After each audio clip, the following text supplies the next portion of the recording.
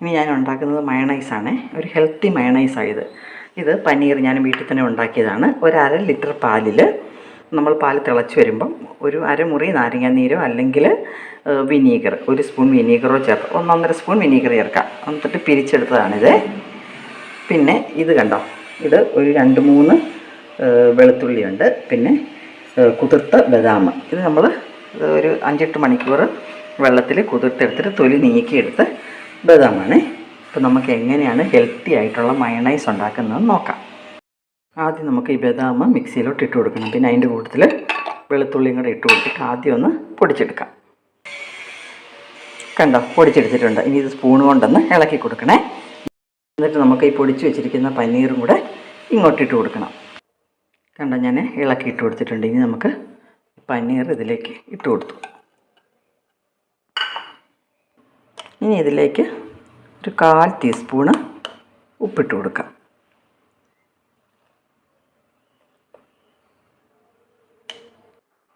ഇനി നമുക്ക് പഞ്ചസാര ഇട്ട് കൊടുക്കേണ്ടത് ഒരു 1/2 സ്പൂണ് പഞ്ചസാര ഇട്ട് കൊടുക്കാം.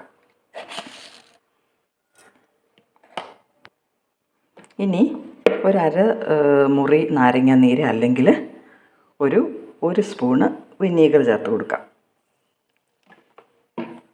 ഇനി നന്നായിട്ടൊന്ന് അരയ്ക്കുക. കണ്ടോ, നന്നായിട്ടൊന്ന് അരച്ചെടുത്തിട്ടുണ്ട്. ഇനി നമുക്കിതിലേക്ക് ഒരു 1/4 ഗ്ലാസ് പാലൊഴിച്ച് കൊടുക്കാം. അതല്ലെങ്കിൽ നമ്മൾ പനീർ ഉണ്ടാക്കുമ്പം അരിച്ചെടുക്കുമ്പോൾ കിട്ടുന്ന ആ വെള്ളം ഉണ്ടല്ലോ, അത് ചേർത്ത് കൊടുത്താലും മതി. പക്ഷേ ഞാനത് ഓർക്കാതെ എടുത്ത് കളഞ്ഞു, അതുകൊണ്ടാണ് ഇപ്പോൾ പാൽ ചേർക്കുന്നത്. ഇനി വീണ്ടും നന്നായിട്ട് അരയ്ക്കുക. പിന്നെ ഇതിൻ്റെ കൂട്ടത്തിൽ ഒരു 1/4 ടീസ്പൂണ് കുരുമുളക് പൊടിയും കൂടി ഇട്ട് കൊടുക്കാം. കണ്ടോ, നന്നായിട്ട് അരച്ചെടുത്തിട്ടുണ്ട്. ഇനി ഇതിനകത്തേക്ക് ചേർത്ത് കൊടുക്കുന്നത് നമ്മൾ ഒലിവ് ഓയിലാണ് ചേർത്ത് കൊടുക്കുന്നത്.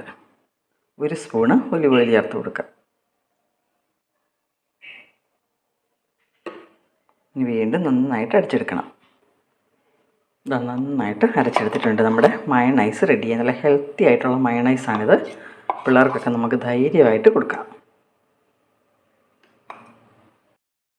ഇനി ഒലിവ് ഓയിൽ ഇല്ലെങ്കിൽ നിങ്ങൾ ബട്ടർ ചേർത്താലും മതി. 1 ടേബിൾ സ്പൂൺ ബട്ടർ ചേർത്ത് കൊടുക്കാം. പക്ഷേ കൂടുതൽ സമയം അടിക്കരുത്, വിപ്പ് ചെയ്യേ ചെയ്യാവുള്ളൂ.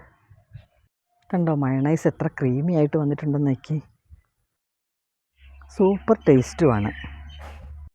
ഈ മയണൈസ് കുട്ടികൾ ഇച്ചിരി കൂടുതൽ കഴിച്ചാലും ഒരു കുഴപ്പവും വരത്തില്ല. മാത്രമല്ല ഹെൽത്തിയുമാണ്. ഇത് ഫ്രിഡ്ജിൽ ഒരു 3-4 ദിവസമൊക്കെ ഇരിക്കും. ഈ മയണൈസിൻ്റെ അടുത്ത് കഴിക്കാൻ ഞാൻ ഗ്രിൽഡ് ചിക്കനാണ് ഉണ്ടാക്കിയിരിക്കുന്നത്.